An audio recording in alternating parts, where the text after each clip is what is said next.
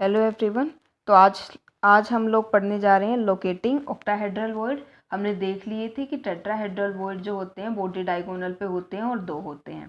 ठीक है, आज हम देखेंगे कि ऑक्टाहेड्रल वॉइड की लोकेशन कहाँ होती है, कहाँ कहाँ ऑक्टाहेड्रल वॉइड प्रेजेंट होते हैं। ठीक है, तो ये भी हमें कहाँ देखने हैं, ये भी हमें FCC और CCP में ही देखने हैं, face centred cubic close packing और ठीक है, face centred cubic close packing और क्यूबिक क्लोज पैकिंग। ठीक है, तो इनके अंदर हमें देखने हैं। अगर आपको ये चीज़ें समझ में नहीं आ रही हैं तो आप शुरू से वीडियोस देखना शुरू करिए जो फर्स्ट पार्ट से हैं, तब आपको सब कुछ समझ में आएगा।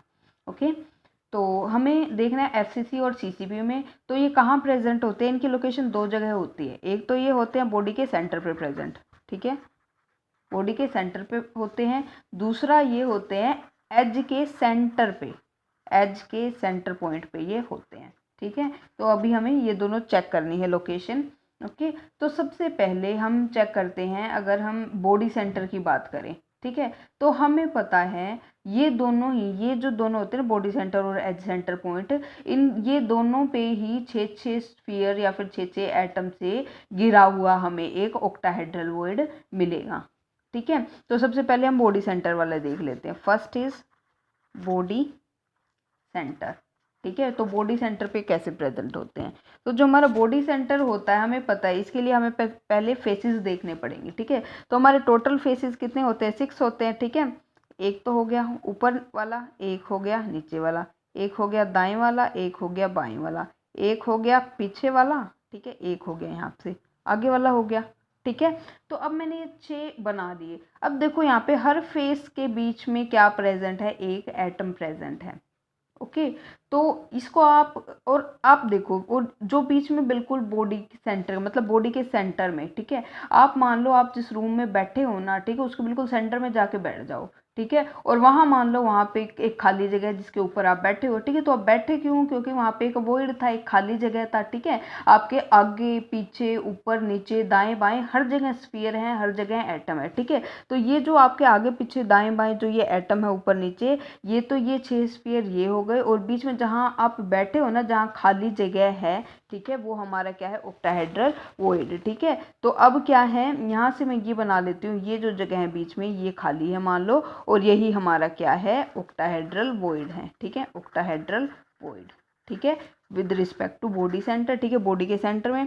ठीक है, अब देखो ये क्या है, 6 थे। अब अगर मैं इनको ड्रॉ करने लगूँ तो ये शेप देंगे, एक ऑक्टाहेड्रॉन की शेप देंगे। ठीक है, कैसे करके, इसको यहाँ से कनेक्ट कर दिया, इसको यहाँ से कनेक्ट कर दिया, इसको यहाँ से, इसको यहाँ से, ठीक है, इसको यहाँ से भी, यहाँ से भी, इसको यहाँ से भी, और एक यहाँ से भी। ठीक है, तो ये एक ऑक्टाहेड्रॉन बन गया, और इस ऑक्टाहेड्रॉन के बीच में हमें यहाँ पे एक, यहाँ पे रह गया एटम। ठीक है, यहाँ पे ऐसे करके और ऐसे, और इस ऑक्टाहेड्रॉन के बीच में क्या है, एक खाली स्पेस है जिसको हम ऑक्टाहेड्रल वॉइड बोलते हैं। ठीक है, तो यहाँ पे क्या है, हमें पता चल गया कि टोटल फेसेस हमारे पास कितने थे, टोटल फेसेस थे हमारे पास 6। ठीक है, और 6 फेसेस पे एटम है। ओके, तो हमें पता चल गया यहाँ पे एक ऑक्टाहेड्रल वॉइड है, एक खाली जगह है जहाँ, ठीक है, जहाँ पे मतलब ऑक्टाहेड्रल वॉइड है। ठीक है, अभी हमें सेकंड देखना है एज के सेंटर पॉइंट पे। तो सेकंड है एज सेंटर पॉइंट। तो जो ये एज सेंटर पॉइंट है, तो ये क्या बोल रहा है, इसके लिए हमें एक फ्रेश क्यूब बनाना पड़ेगा। तो ये बन गया हमारा, ठीक है, नया क्यूब। तो अब देखो हमें क्या करना है, एज सेंटर पॉइंट पे देखना है। तो जो एज का सेंटर होता है ना, ये मान लो एक एज है, ठीक है, तो ये जो एज का सेंटर है वो एक्चुअली क्या होता है, ऑक्टाहेड्रल वॉइड होता है, और ठीक है, जहाँ पे कोई भी एटम प्रेजेंट होता है। मतलब मान लो क्या है, यहाँ पे ये एज है, ये इसका क्या है, सेंटर पॉइंट है। ठीक है, यहाँ पे क्या है, एक ऑक्टाहेड्रल वॉइड है। ठीक है, तो यहाँ पे अगर हम देखें कि ये जो एज है और इस पे क्या है, ये पॉइंट है। ठीक है, तो ये जो तो एज है जो, वो कितने एटम से घिरा हुआ होता है, वो भी यहाँ पे 6 एटम से घिरा हुआ होता है। कैसे होगा, यहाँ से हम बोल सकते हैं कि एक यहाँ पे प्रेजेंट होगा, एक एटम यहाँ पे प्रेजेंट होगा, 1 2। ठीक है, एक होगा इसके ऊपर होगा, एक नीचे होगा। ठीक है, एक आपकी तरफ होगा, एक आपसे दूर होगा, तो हो गए ना 6 एटम, दो तो ये हो गए और दो वो बाकी हम दिखा नहीं पा रहे हैं। ठीक है, 2D में तो इतना ही दिखेगा। तो यहाँ पे हम बोल सकते हैं कि यहाँ पे ये जो है ना, यहाँ पे ये सारे क्या हैं, एटम्स हैं, ठीक है। तो ये क्या हो गए, 6 एटम हो गए। तो यहाँ पे हम ये बोल सकते हैं एज जो है वो 6 एटम से घिरा हुआ है, तो एज पे भी फाइनली ऑक्टाहेड्रल वॉइड हो गया, ठीक है। ऑक्टाहेड्रल का मतलब क्या होएगा, इन 6 जो स्फीयर हैं या फिर एटम है, इनके बीच में खाली स्पेस है, ठीक है, और जिसको हम ऑक्टाहेड्रल वॉइड बोलेंगे, ठीक है। तो एज के ऊपर भी क्या हो गया, एक ऑक्टाहेड्रल वॉइड। तो अब हमें ये कैलकुलेट करना है, क्वेश्चन पूछ ले कोई कि ऑक्टाहेड्रल वॉइड होते कितने हैं, ठीक है। तो हमने क्या देखा है, बॉडी सेंटर के ऊपर क्या है, एक प्रेजेंट है, ठीक है। बॉडी सेंटर पर क्यों, क्योंकि बॉडी का सेंटर तो एक ही होगा, पूरा कमरा है, उसके बीच में एक ही तो होगा सेंटर पॉइंट, ठीक है। तो बॉडी सेंटर पे कितना हो गया, एक हो गया, ठीक है। और अगर एज सेंटर पॉइंट पे देखें तो टोटल एजेस कितनी होती हैं, हम काउंट करते हैं 12 होती हैं, 1 2 3 4 5 6 7 8 9 10 11 12, ठीक है। तो ये 12 एजेस हो गई, ओके। तो एजेस टोटल एज जो हैं वो हो गई 12, ठीक है। और एक एज पे अगर कोई एटम यहाँ पे एज पे, मान लो यहाँ पे ये वैसे तो खाली स्पेस है, लेकिन यहाँ पे अगर कोई एटम पड़ा है तो इसका कितना हिस्सा इस यूनिट सेल के अंदर आ रहा है, उसका 1/4 पार्ट ही उसके अंदर आएगा, ठीक है। 1/4 पार्ट ही उसके अंदर आएगा। खुद सोच के देख लो, मैं स्फीयर को अगर बाहर निकालूँ यहाँ से, ठीक है, ये है हमारी वो ये है, ठीक है। तो सिर्फ इतना सा हिस्सा है ये वाला, ठीक है। अगर मैं इस स्फीयर को 4 में काट देती हूँ ऐसे करके, ठीक है, तो सिर्फ और सिर्फ यहाँ पे इतना सा जो हिस्सा है यहाँ पे वो अंदर आ रहा है, ठीक है। बाकी का ऊपर वाला, ठीक है, और बाकी 2 पीछे वाले वो तो बाहर चले गए।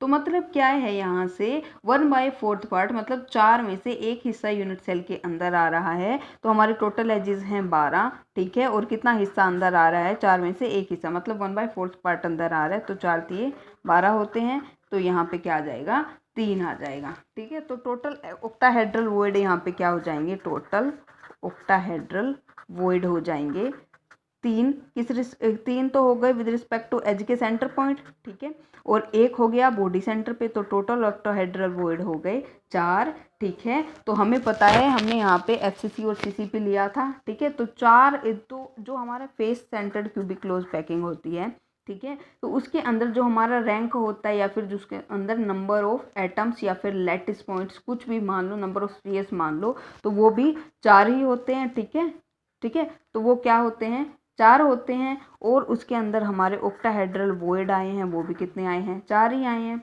ठीक है। होगी एक तो ये चीज़ की मतलब क्या है, जितना जो रैंक है, ठीक है, वो डायरेक्टली प्रोपोर्शनल है किसके, ऑक्टाहेड्रल वॉइड के, ठीक है। अगर रैंक 4 है तो ऑक्टाहेड्रल वॉइड भी 4 ही होंगे, ठीक है। अगर रैंक n है तो ऑक्टाहेड्रल वॉइड भी n ही होंगे, ठीक है। अब हमने कल टेट्राहेड्रल वॉइड भी पढ़ा था, ठीक है। तो अब हम देख लेते हैं टोटल टेट्राहेड्रल वॉइड कितने होते हैं।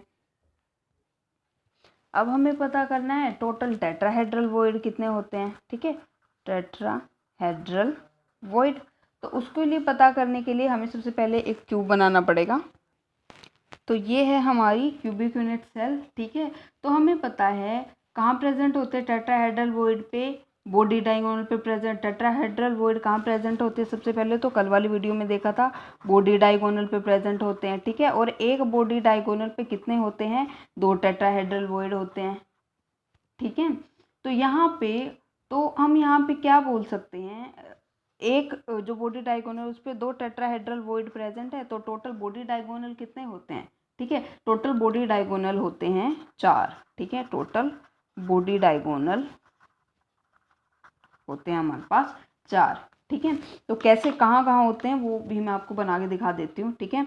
तो मान लो एक तो हो जाएगा यहाँ से लेके यहाँ तक, ठीक है। एक तो हो जाएगा यहाँ से लेके यहाँ तक, ओके। दूसरा हो जाएगा अपोजिट एंड्स देखने, आप जिस रूम में बैठे हो वहाँ पे एक ऊपर वाला कॉर्नर पकड़ो, उसके सामने वाला नीचे वाला कॉर्नर पकड़ो, ठीक है। सेकंड ये हो गया।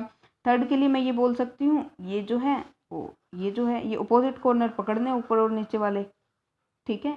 फोर्थ कहाँ हो जाएगा, फोर्थ जो हो जाएगा एक यहाँ पे भी तो होगा, ठीक है। फोर्थ हो गया ये, ठीक है। मैंने थोड़ा टेढ़ा बनाया ताकि अलग से दिखाई दे। तो यहाँ पे हमारे पास कितने बॉडी डायगोनल हो गए, 4 बॉडी डायगोनल हो गए, ठीक है। तो अब मुझे देखना टोटल टेट्राहेड्रल वॉइड कितने हैं। तो यहाँ पे 4 बॉडी डायगोनल हैं और ठीक है, और हर एक बॉडी डायगोनल पे कितने टेट्राहेड्रल वॉइड प्रेजेंट है, 2, ठीक है। तो 4 को 2 से मल्टीप्लाई करेंगे तो टोटल कितने आ जाएंगे, 8 आ जाएंगे, ठीक है। तो टोटल टेट्राहेड्रल वॉइड कितने आ गए यहाँ से, टोटल टेट्राहेड्रल वॉइड इन FCC आ जाते हैं 8, ठीक है। तो हम यहाँ पे एक बहुत ही सिंपल सी ट्रिक बना सकते हैं। यहाँ से कैसे बना सकते हैं, देखो हमने देखा था जितनी भी FCC हमने दोनों केस में, ऑक्टाहेड्रल टेट्राहेड्रल के केस में हमने क्या ली थी, FCC ली थी, ठीक है। तो FCC का रैंक कितना था, 4 था, ठीक है।